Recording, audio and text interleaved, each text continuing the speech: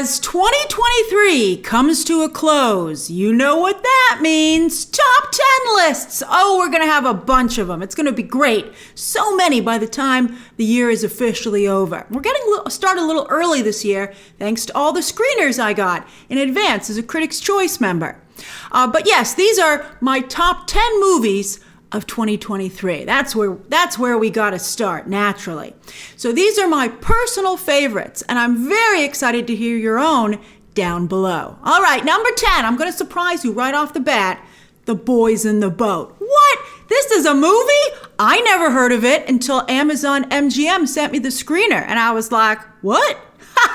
But I like sports movies, and to tell you the truth, I ended up watching it on a whim. It was a Saturday night. Friday or Saturday. I wanted something new, fresh, light, and good looking.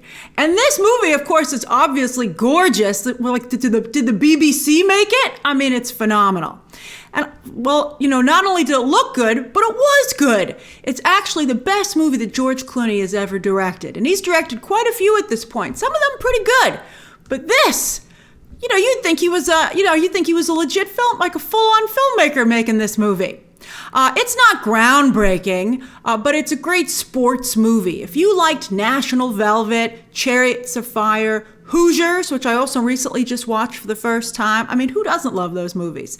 But if you love those movies, I think you'll really love this one. I had a smile on my face. I was engaged. It was a real underdog sports movie. You know the drill, and this is a really, really good one. And as I said, it's gorgeous, straight out of the BBC playbook, even though this is an American film and an American story. It is of the 1936 crew team that made it to the Olympics, blue-collar students excelling against their Ivy League competitors, which is an angle I think might really appeal to audiences if it was maybe played up a little bit more in the trailer.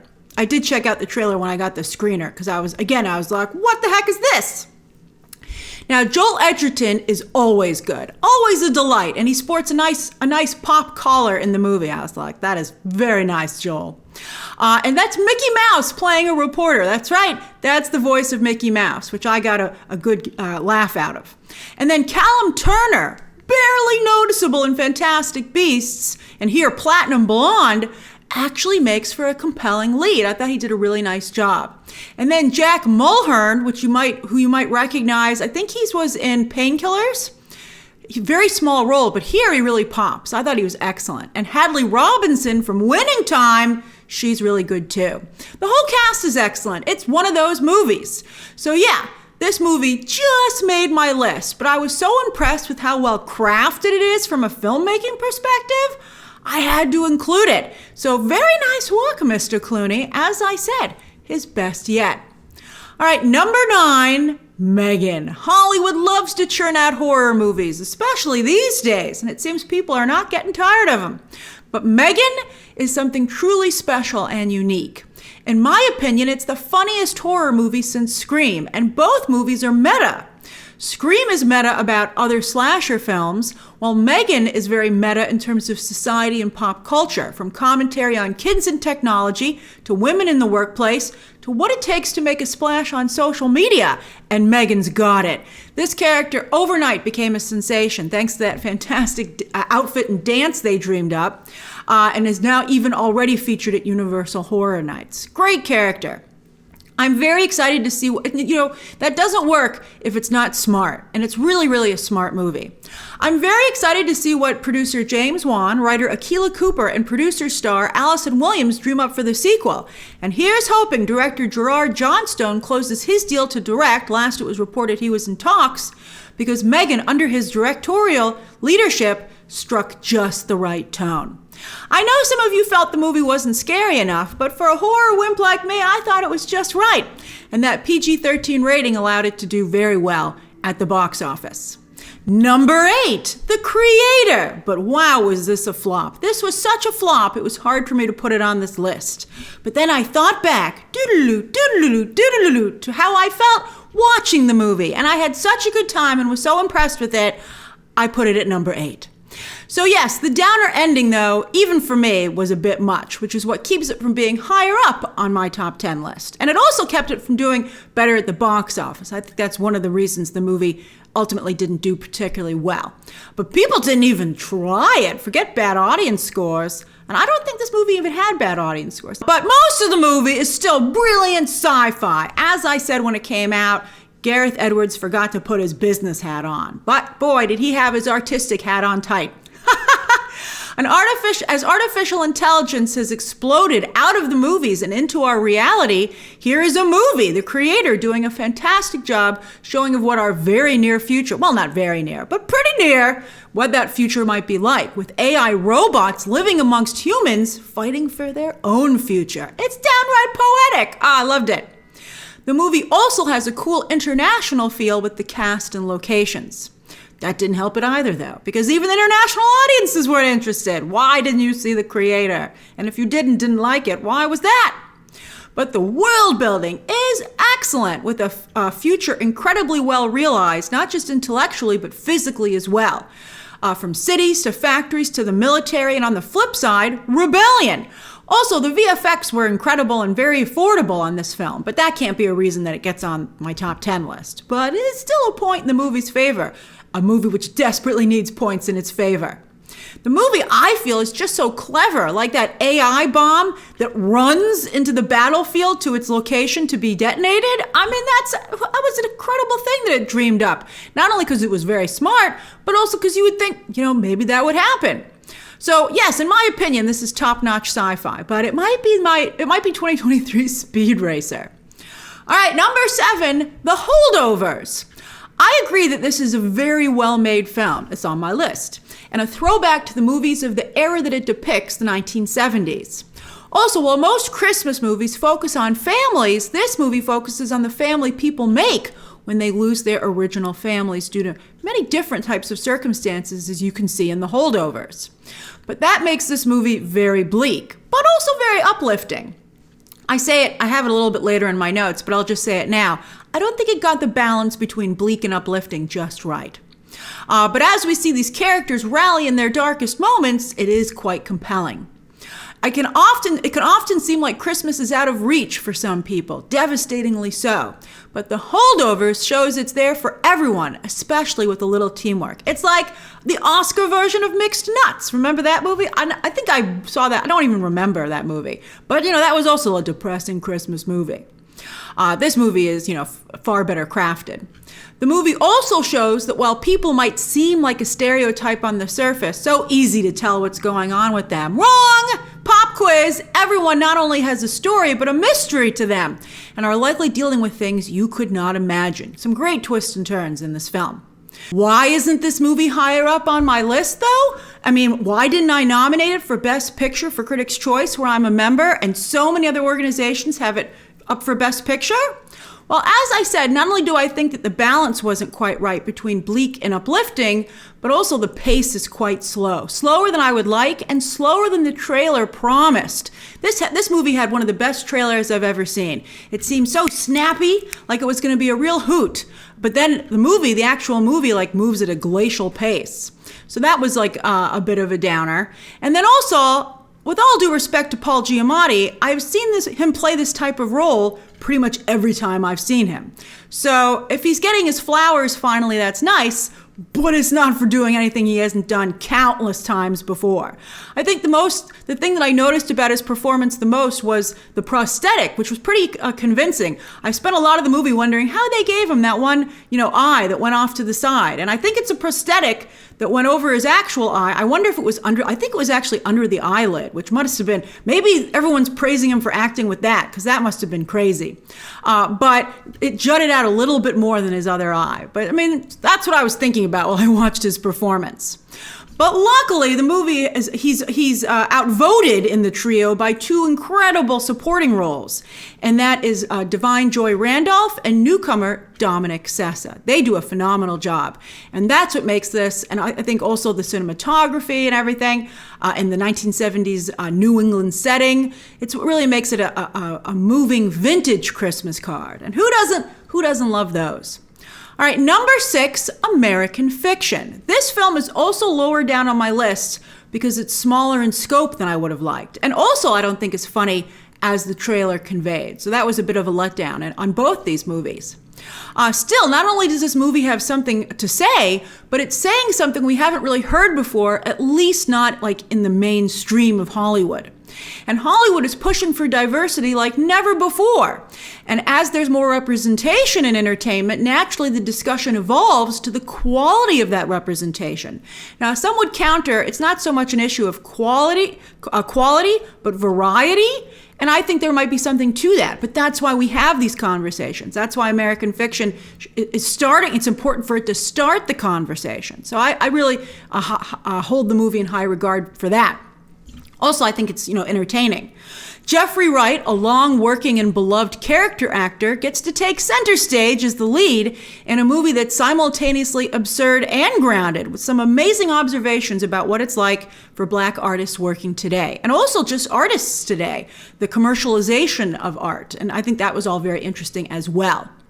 The movie is also about families with adult children, and those navigating that for everyone involved. And that's a universal situation, which is exactly the point, I believe, of including it in the film. And that ending, that is cinema. That is powerful stuff. If American fiction wins any Oscars or any awards, it'll largely be for how good that ending is. All right, number 5, Spider-Man Across the Spider-Verse. Now, to be honest, story-wise, I prefer the first film. And it's also hard to judge this film because it ain't over. We still have to see part 2. But artistically, wowza. The ambition of Across the Spider-Verse is jaw-dropping and should light a fire under all the other animation studios, with these Spider-Verse movies almost single-handedly popularizing adult theatrical animation in the West. It's been gaining momentum, animation for adults on streaming, but Spider-Verse movies are what really are making them pop in the theatrical. The upcoming Avatar movies will owe a lot to the Spider-Verse films. And in fact, one of the directors on this second movie comes from Avatar: The Last Airbender. Thanks to this movie and the popular Spider-Man video games, Miles Morales has finally become a household name, as he should, and is accepted by most people as a Spider-Man in his own right. And while this movie didn't have an ending, it did have one heck of a cliffhanger. It was fantastic. Now, are we a little multiversed out at this point? Yeah, sure. But the setup for part 2 paves the way for some incredible, important commentary on how circumstances have such a big say in how we turn out. Commentary that I feel has been missing from all these multiverse stories. That's what multiverse stories are supposed to actually be about. Miles being caught between his law enforcement father and law-breaking uncle was one of the most fascinating parts of the character when he started out in the comics. And unfortunately, the Miles Morales comics that I've picked up recently have not carried that on, which is a shame. So I'm so happy and excited that the movies are continuing to depict that. It's great stuff, really well realized. All right, number 4, Wonka. One of the biggest surprises of the year. I thought this movie was going to be awful, and then it actually turned out to be a fantastic musical. Would I describe it as a musical because I can't remember any of the music or any of the lyrics in the movie? Maybe not. Maybe the better way to describe it is spectacle. And what a show. I think that's the perfect way actually to describe it. But in addition to spectacle and the world that writer-director Paul King builds from the Paddington movies, is the celebration of kindness and optimism. So important, especially today, when everyone just seems so very bitter. I loved that about the movie. That was one of the things that surprised me about it the most. As I said in my review, King and Timothée Chalamet turned Wonka into a male Mary Poppins, which is actually not only a really good idea creatively, but maybe business-wise as well, because Wonka has always been on the fringe of his stories. But with this, in the lead role with the Mary Poppins treatment, I see a potential whole new lease on life for the character. And what a fun movie. It not only demands to be seen with chocolate, but with celebration. There's an adventure right around the corner if you're willing to look for it. I thought it was great. Number 3, Mission Impossible: Dead Reckoning. Nothing can take out Ethan Hunt except Barbenheimer. Ooh. Yes, box office-wise, this was a huge misfire for Tom Cruise, and he really put himself out there. It ground his Top Gun Maverick momentum to a screeching halt. Everybody thought that he was just going to keep building his fandom and that, Top Gun Maverick had supercharged it because, the Mission Impossible movies were already on the way up. But this was brutal. And especially because this is the best Mission Impossible yet from Cruise and frequent collaborator Christopher McQuarrie. McQuarrie even contributed to the Top Gun Maverick script. Like an upbeat and colorful Christopher Nolan, Christopher McQuarrie delivers, as I said, not only the best Mission Impossible to date, but I think one of the best action movies ever. He's like, they're two different sides of the same coin with Nolan, I think, McQuarrie and Nolan. Action movies simply don't get any better than this. And I thought that after watching Fallout, so who knows how good the next one will be.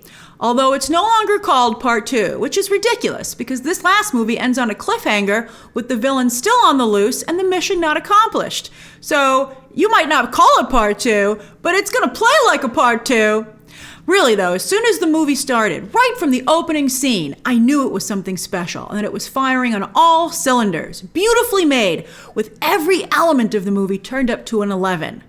But I can't talk about Mission Impossible Dead Reckoning without mentioning its one really horrible self-inflicted flaw, and that is the treatment of Ilsa Faust. Oh, a real shame as she was brought in and kept around back when the franchise was being criticized for keeping all the male characters from movie to movie, but then replacing the female lead with each new entry. Oh, that was bad. And, you can now see where that attitude came from because it's back. I mean, the way that Ilsa Faust is replaced, Rebecca Ferguson is replaced by Haley Atwell is downright insulting. It was shocking to watch unfold on screen.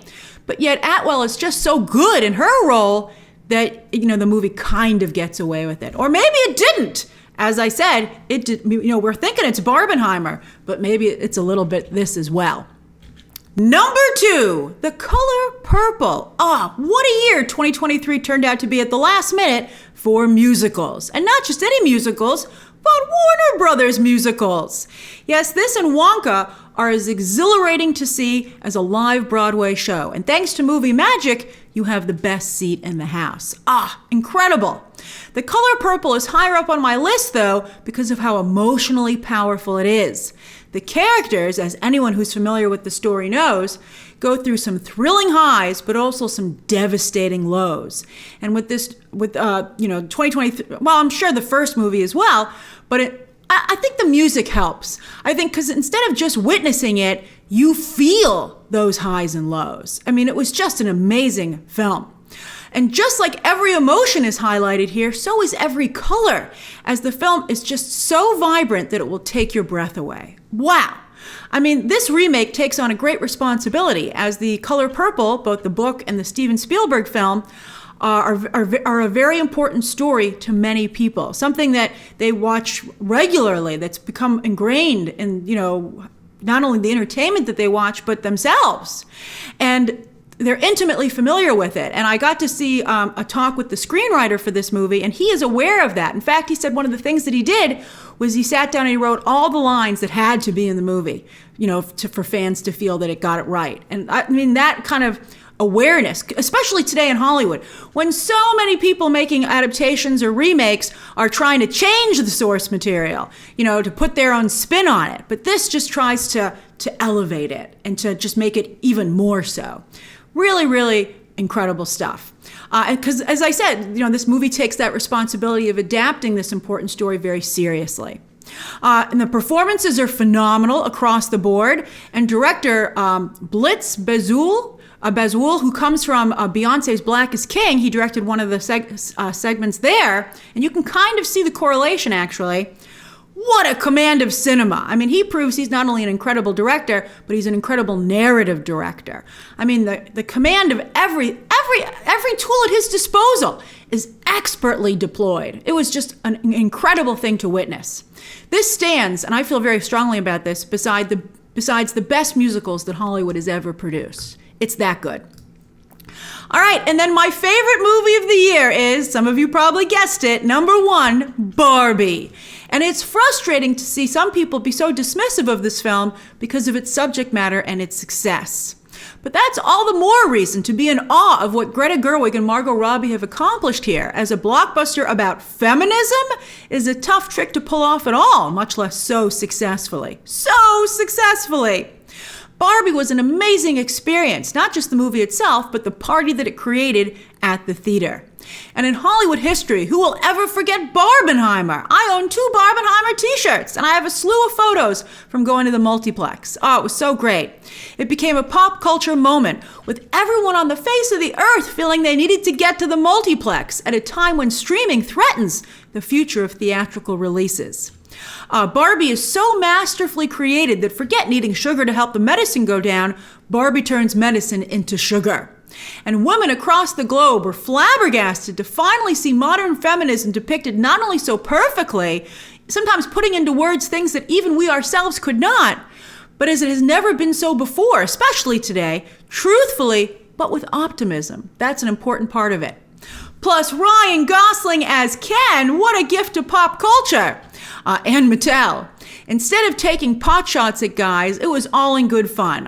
For those of you who would argue the opposite, or villainizing them, Barbie simply does a role reversal and puts Ken in the position that women were in the 1950s and I think early 1960s when Barbie was created. Powerful stuff. I think maybe by the way that it got so many people riled up. And Ken is lovingly depicted, all of them, with audiences falling head over heels for all the Kens, thanks to his cool merch and, let's hope, Oscar-worthy song. Usually, also, this is very important, when a guy is rejected in a movie, or anyone is rejected in a movie, Hollywood has made it seem like it's somehow that person's fault. But Barbie is the first movie to show that sometimes rejection just happens, and that it can happen to anyone, even a 10 like Ken. That's really a large, and not only about gender roles, but that's also what the movie is about, and that's so important. So those are my top 10 movies of 2023. Be sure to share your thoughts and your own top 10s down below. And of course, as always, you can check out some more videos right now.